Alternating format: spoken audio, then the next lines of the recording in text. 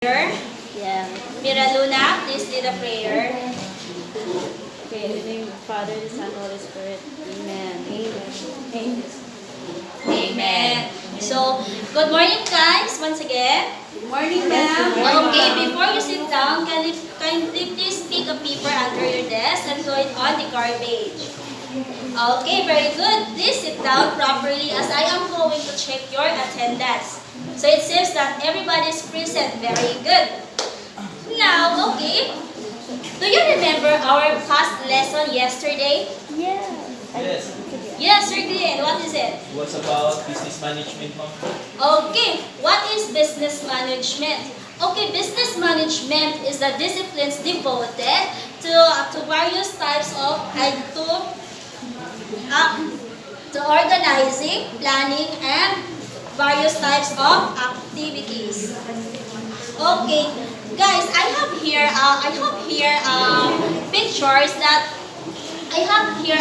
pictures, and all you have to do is to identify the photos that is here.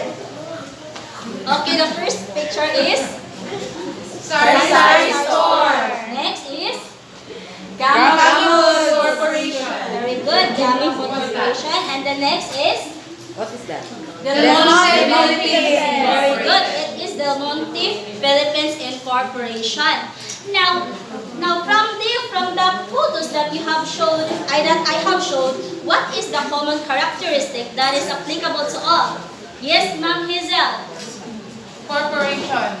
Yes, Ma'am Hazel, very good. So the common characteristic that is applicable to all is that they are all business enterprises that are gaining profits.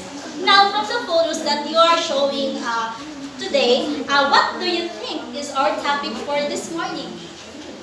Business. Okay, very good. So our topic for this morning is about forms of This organization. organization. Wow. Okay. Now, what is business organization, by the way? So, yes, Ma'am Hazel. Yes, very good. The term business organization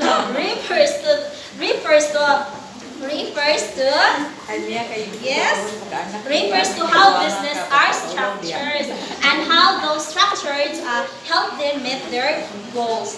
So now, what do you think is the first form of business organization? Yes, Mira. Sole proprietorship. Yes, very good. It is sole proprietorship. It is sole proprietorship. So, what is a sole proprietorship? Owned by anyone. Yes, it is owned by one individual. So, by definition, kindly read. It is a business that is owned by one individual for the practice of trade or profession. Okay, very good. So it is common to small business entities like grocery store or the sari-sari store or dental clinic or beauty parlor. Yes. And guys, in sole proprietorship, it is the simplest and easy forms of ownership among other kinds of businesses. Now, in sole proprietorship, it doesn't mean that the owner is the only one who is running the business. It is also possible to employ other people. Now, let's move on to its advantages. So now, what do you think is the advantages of the sole proprietorship? Yes, Mira. Easy to start a business. Yes, it is easy to start.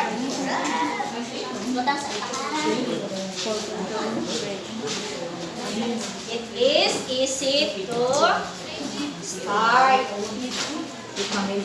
Number.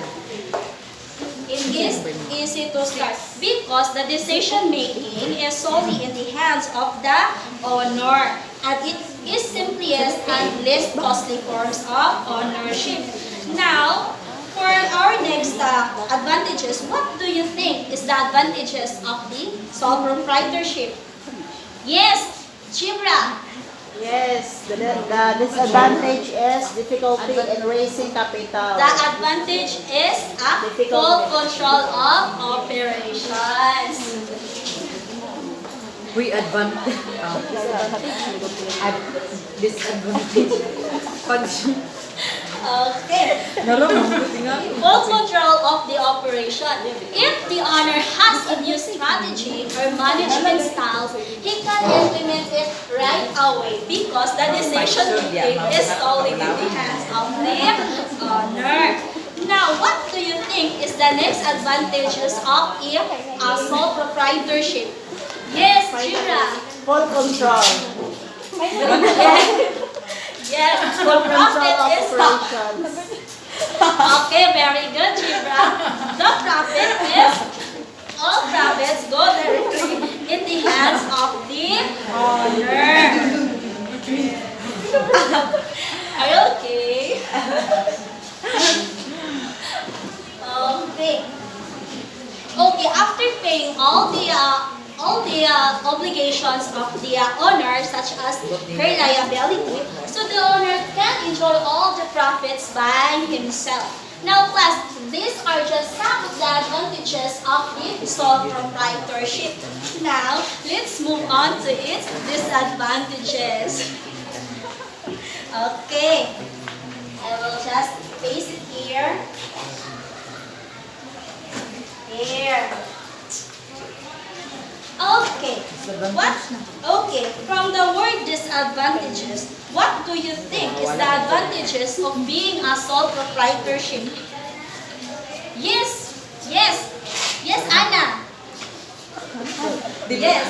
Difficulty in raising capital. Yes. Difficulty raising in capital. Happiness. And the resources are limited. Very good. So it's because the only input of money and resources is only the owner. And owner. And then the only provider of the necessary things needed in the business is only the owner. And next disadvantages is, what do you think? Okay, Mira Luna? Yes, very good, Mira Luna. It has an unlimited liability. So, okay, in the business under sole proprietorship, it is quite risky since the owner assumes unlimited liability. And in most worst cases, the assets of the owner is in line if the business cannot pay its creditor. Now, okay, let's move on to the. Before we move on, is there any questions? That's all for Okay, very good. So, what do you think is the next forms of business organization?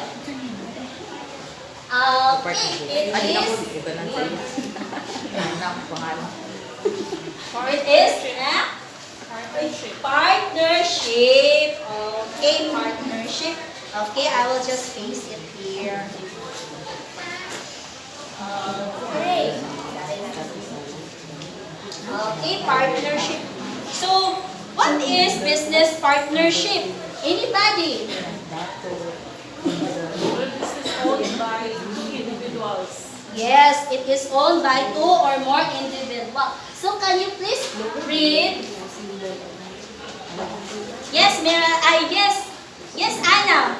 Please read. Business owned and managed by 2 or more people who agree to voluntarily manage property or industry to a common fund for the purpose of earning a profit. Yes, very good. So the famous and the most successful partnership in the today is, for example, one example is the Microsoft, and it is owned by Bill Gates and Paul Allen. So they have a wide range of product, patents, and services, and it is the most it is the most valuable company in the world. Now we have 2 types of partnership. Okay, please read. General partnership. Share in gains, losses. Limited partnership. Only liable for the amount he or she contributes. Okay, the partners are normally involved in the business operations, and the general partnerships, they are the one who actively manage the business and operate the business. While the limited partnership does not actively involve in the management of the business. So to be a limited partnership, there must be an agreement, and it is usually filed with a government official. So without an acceptance of a limited partnership, all partners are considered general. Okay, so let's move on to its advantages. So, what do you think is the advantages of a partnership? Yes, yes, Anna. Yes. Yes, very good. It has a perpetual life. Okay, perpetual life. Tanaw kay Elsa.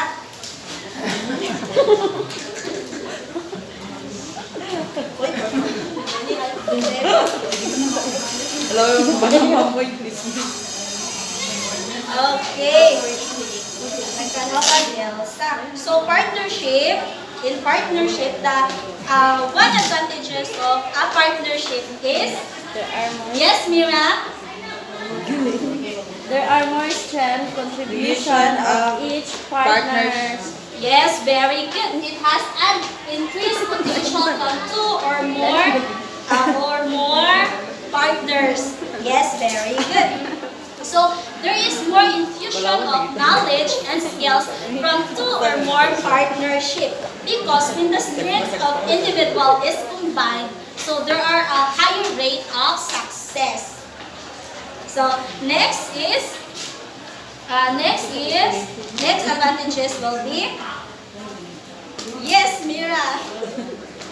Easy to form a business. Yes, it is easy to form with proper agreements. So, a written agreement between or among partnership is called co-partnership. And there it contains all the business information such as, yes, Mariluna, business information, business formation, if and the location of the business, nature of the business, accounting period, and all the necessary agreements that is needed in the partnership. And next is what do you think? Yes, Jibra. Very good. There can be division of labor between or among partnership. Yes, and let's move on to its disadvantages, because we all know that each businesses has its advantages and disadvantages. Right. So okay, what do you think is the disadvantages of the partnership? Yes, Hazel. Very good.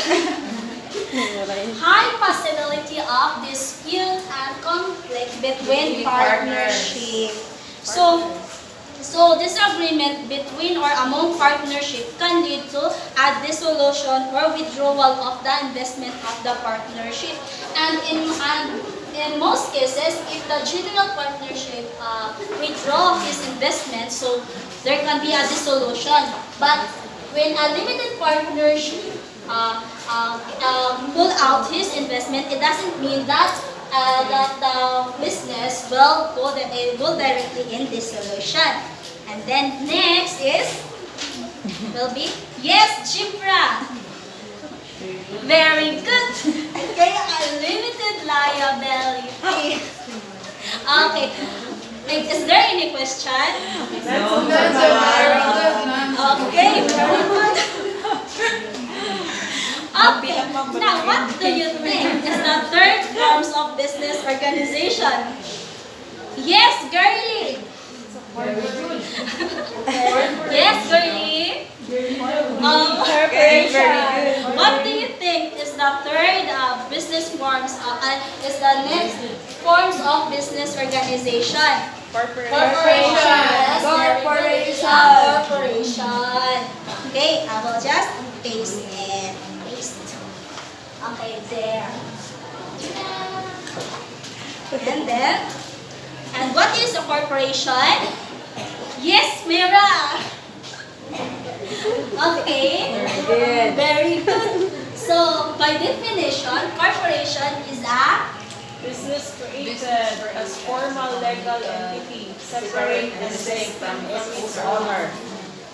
okay, very good. So, generally, it is a body formed out of a purpose of carrying out a business of any kind, if it's in manufacturing, trading, or services. So now, can you give me an example of a corporation? Name of a corporation. Yes, Hazel. Yes, Gamma Food Corporation. Yes, Anna. Philippine Center Corporation. Yes, very good. And yes, Anna. Pepsi Cola. Yes, Pepsi Cola Incorporation. Now, did you notice that in the end of each businesses, there is, yes. So, there are incorporations at the end, or there is incorporation at the end. Yes, Anna. Sorry, ma'am. Okay. What do you think that there are businesses that ended, that their name is ended with a corporation, and there is a business